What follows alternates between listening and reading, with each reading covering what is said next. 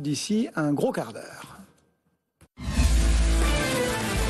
BFM Business, BFM Patrimoine, la vie IMO. En attendant, on accueille Cécile Roclor. Bonjour Cécile. Bonjour Cédric. Merci d'être avec nous, porte-parole d'Empruntis. Que nous dit le marché des taux en ce moment? Comment est-ce que ça se passe en termes de taux, hein, le niveau qu'on surveille, le baromètre qui reste quand même très bas. Vous allez nous en dire un petit peu plus. Et puis aussi les durées d'emprunt, les volumes. Enfin, comment ça se passe? Alors ça se passe plutôt bien puisque c'est le printemps de l'immobilier. Hein. Comme tous les ans, classiquement, à cette période-là, les banques, elles ont tendance à maintenir des taux très bas. On s'est vu il y a un mois. Si on regarde l'évolution sur les meilleurs taux qu'on trouve au barème, aujourd'hui, on a pris 5 à 7 centimes pour les meilleurs profils. Donc rien de dramatique. On emprunte sur toutes les durées à moins de 1%, à l'exception du 25 ans où on est à 1. Donc autant dire qu'il ne se passe rien. Sur les taux de marché, les taux moyens, on est identique au mois dernier. Aujourd'hui, on assiste à des banques qui relèvent légèrement leurs taux parce qu'elles cherchent à reconstituer de la marge, d'autres qui sont en retard et donc qui baissent leurs taux. Et en gros, c'est le statu quo. Il se passe rien en termes de taux. Après, sur les durées, ça se rallonge un petit peu parce que forcément, avec les prix de l'immobilier actuel, même si les taux sont bas, ça fait pas l'équilibre et du coup, il faut rallonger un peu les durées. Le volume, lui, est toujours constant aussi. Alors, on a eu un début d'année un peu difficile en janvier. C'était pas les volumes habituels. On a une reprise sur février-mars où on voit plus d'acheteurs et puis surtout des acheteurs qui trouvent des biens parce que c'est toujours une histoire de trouver chaussure à son pied. Avril aura été plus en demi-teinte, tout simplement parce qu'il y a eu confinement et qu'aller chercher un bien à acheter quand on garde ses enfants, c'est pas forcément facile. Alors, il y a quand même quelque chose qui se passe sur ce marché. En tout cas, on le lit dans pas mal de commentaires. C'est que c'est administratif, quoi. C'est que les délais de traitement s'allongent. C'est ça? C'est vrai? Alors, c'est à la marge. On a des établissements bancaires qui ont rallongé un petit peu leur durée leur délai de traitement. Alors vraiment l'instruction du dossier, parce que sur les accords de principe, on est à moins d'une semaine à quasiment partout. Après, effectivement, il y a l'instruction technique du dossier. Donc, parce qu'eux aussi, ils ont des salariés en garde d'enfants. Oui, en fait, j'allais vous le dire, Cédric, mais en fait, les personnels bancaires sont des gens comme tout le monde. Et du coup, on a un mois d'avril qui a été coupé avec des soldes de vacances à prendre parce que tout le monde espère bien la reprise le mois prochain. Donc du coup, si vous voulez solder vos vacances, c'est maintenant. Et il faut garder vos enfants. Donc forcément, au niveau de ce qu'on appelle les back-office, donc les unités qui sont censées instruire les dossiers, il y a un peu de ralentissement. La bonne nouvelle, c'est que la rentrée scolaire, c'était aujourd'hui pour une grande partie des publics. Ça veut dire que ça va se résorber. Oui, il y a des banques où vous pouvez avoir 4 à 6 semaines d'instruction. C'est un peu plus chaud que d'habitude, mais rien de dramatique pour autant. Du coup, qu'est-ce qu'on peut donner comme conseil aux acquéreurs? C'est-à-dire qu'il faut l'avoir en tête, ça, et notamment peut-être demander d'allonger des délais avec son vendeur, Alors, c'est un sujet difficile, les conditions suspensives que vous évoquez, puisque en général, les conditions suspensives, c'est lié au fait de pouvoir se désengager d'un achat si vous avez un refus de banque. Dire à votre vendeur que vous vous préparez à un refus de banque, c'est quand même un drôle de message. Alors, si vous n'avez pas le choix... Ok. Les meilleurs conseils à donner aujourd'hui, c'est plutôt de bien anticiper et de bien préparer son projet. La première étape, c'est que vous ne faites pas valider votre capacité d'emprunt que par votre banque. Parce que vous pouvez avoir effectivement des surprises si sa stratégie change. Donc faites plutôt le tour de 2-3 banques pour vous assurer que vous êtes réellement finançable à cette hauteur-là et qu'il n'y a pas de... vice caché, on va dire, dans votre dossier, qu'il n'y a pas de choses qui pourraient ressortir au moment de la finançabilité. Et puis surtout, préparez votre dossier, c'est-à-dire que toutes les pièces doivent être prêtes et dès que vous avez signé votre compromis, vous allez en banque et vous actionnez l'instruction de votre dossier. Mais on est plus dans une meilleure préparation et dans une meilleure anticipation que dans le fait de subir. Si effectivement vous n'avez pas le choix, vous pouvez toujours essayer de négocier les conditions suspensives, mais il faut espérer que vous ne soyez pas trop nombreux acheteurs sur un seul bien. Sinon, ça joue un peu en votre défaveur. Bon, voilà, quelques conseils. Bon, on sort un tout petit peu, si vous le voulez bien, Cécile, du petit cadre de notre marché des taux qu'on évoque quand même avec plaisir régulièrement. Parce que si on a obtenu notre taux, si on a notre patrimoine immobilier parce qu'on a acheté un bien, eh bien ce patrimoine, il nous permet ensuite de faire des choses, c'est ça? Oui, c'est assez incroyable. On peut utiliser le fait d'être propriétaire. Pour, entre guillemets, financer ou... Faire d'autres choses. Alors, partir en vacances, qu'est-ce que ça veut dire? Bientôt. Non, si. en fait, votre patrimoine... J'ai un bel appartement, donc je voudrais partir en vacances. Si vous avez un bel appartement et qu'il est plutôt bien remboursé, c'est-à-dire que vous avez déjà bien amorti votre capital, voire vous avez fini de le rembourser, oui, il vous sert en fait de faire valoir pour obtenir du financement. Et c'est une mécanique que peu de ménages connaissent et qui pourtant leur permettrait de réaliser beaucoup de projets. Alors, partir en vacances... Il y a partir en vacances, réaliser des travaux pour moins de 75 000 € parce que c'est des solutions de financement qui vous permettent pas de faire de l'immobilier. Donc forcément, sur cette partie-là, quand on est en consommation, on fait pas de l'immo, on fait de la conso. Vous marier, faire une donation à vos petits-enfants si vous voulez les aider à acheter leur premier bien immobilier.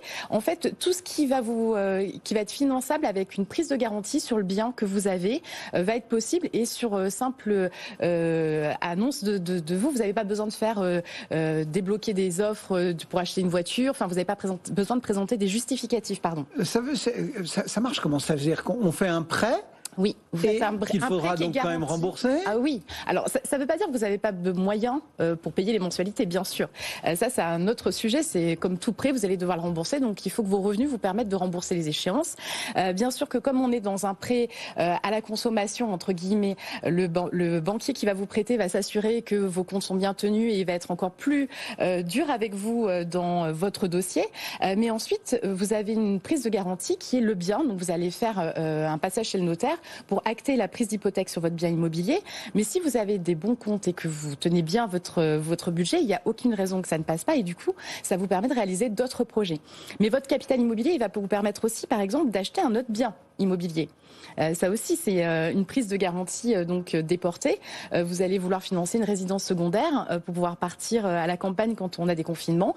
Si vous êtes propriétaire de votre résidence principale, vous allez pouvoir financer votre bien, votre résidence secondaire classiquement, mais avec une prise de garantie. Mais c'est one shot?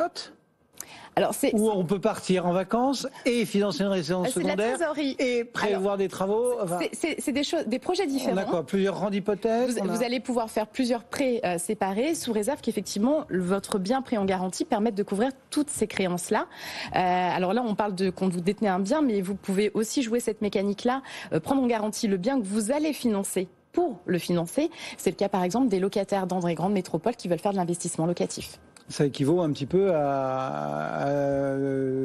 comment dit-on déjà, le mot m'échappe. Enfin, on peut garantir aussi avec une assurance vie. Enfin, alors, vous pouvez faire un nantissement. Un nantissement, voilà. On retrouve ça sur le mot m'échappait.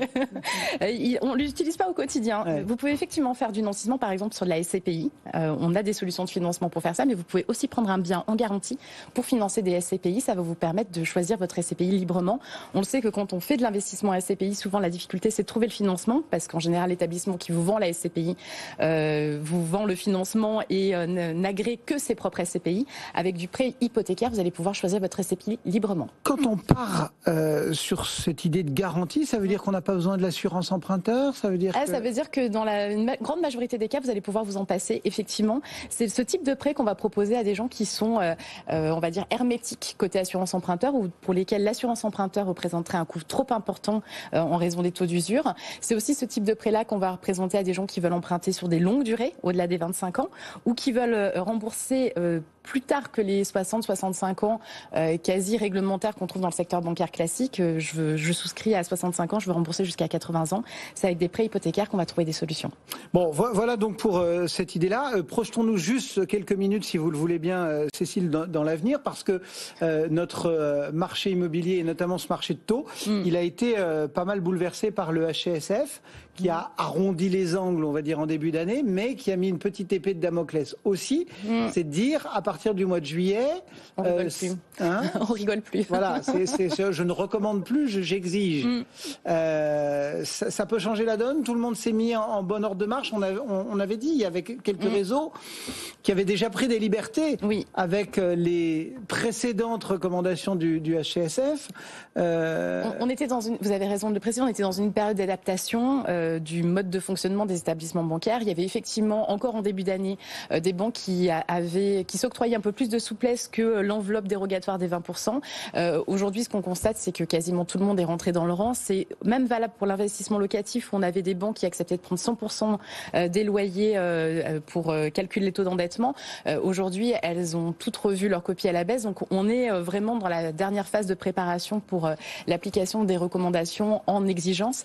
Ça va donc tout le monde s'est mis en bon ordre de marche, ou il y en a qui vont fermer le robinet, entre guillemets, parce qu'ils ne sont plus dans les clous? Non, ils se sont adaptés, ils ont profité de ce premier semestre pour s'adapter. Et puis, rappelons-le, Cédric, ils ont des objectifs. Toutes ces banques ont des objectifs. Bon, parfois, tout le monde a un objectif, et puis le régulateur est là pour limiter l'objectif. Oui, mais l'objectif était déjà pris après les premières recommandations du HCSF, donc il y avait déjà une première adaptation. Là, le vrai sujet pour les établissements bancaires, c'est plus le HCSF, même si c'est une contrainte, mais aujourd'hui, comme le taux d'usure, c'est intégré dans les stratégies. Le vrai sujet, c'est l'offre. Est-ce qu'il y a assez de biens pour répondre à la demande?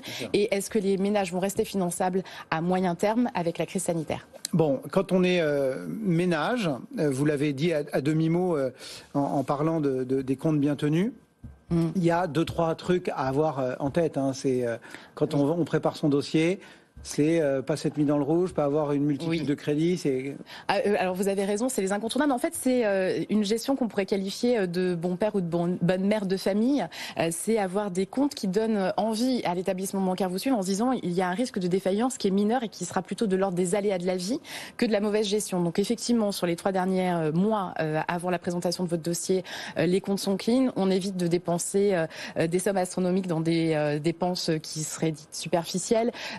On évite d'acheter en vente réservée trop de conso. On évite de jouer sur les sites internet. Et puis, on va présenter effectivement des comptes dans le vert toutes les fins de mois. Il faut avoir une capacité un peu d'épargne pour, si vous voulez emprunter sans apport, montrer que vous allez pouvoir jouer sur votre capacité d'épargne pour continuer à mettre de l'argent de côté et pas être trop ric-rac dans vos finances. Ça veut dire qu'il ne faut pas tout avoir mis sur le tapis. Il faut arriver en disant oui, je veux emprunter de l'argent, mais regardez, j'ai des marges de manœuvre une grosse réserve. J'ai une réserve sur le côté. J'ai une capacité en tout cas à répondre à des problématiques financières ponctuelles. Parce que vous le savez comme moi, quand on devient propriétaire, il n'y a pas juste mon achat immobilier. Vous allez avoir les charges de copropriété, vous allez avoir, si vous êtes en maison individuelle, la chaudière qui va tomber en panne, la réfaction du toit, la taxe foncière qu'on oublie souvent de citer, mais qui est un incontournable.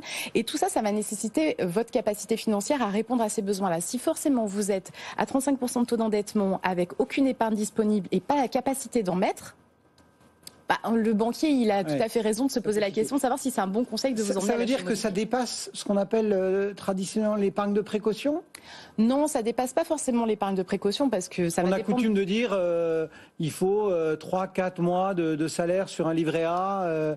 Alors c'est plus que ça pour ça dépend si vous allez financer les frais ou si vous ne les financez pas. Ça dépend si vous êtes primo-accédant ou si vous êtes secondo. Le primo-accédant, forcément, ce que va regarder le banquier, c'est l'équilibre entre le loyer qu'il paye aujourd'hui et la charge de crédit.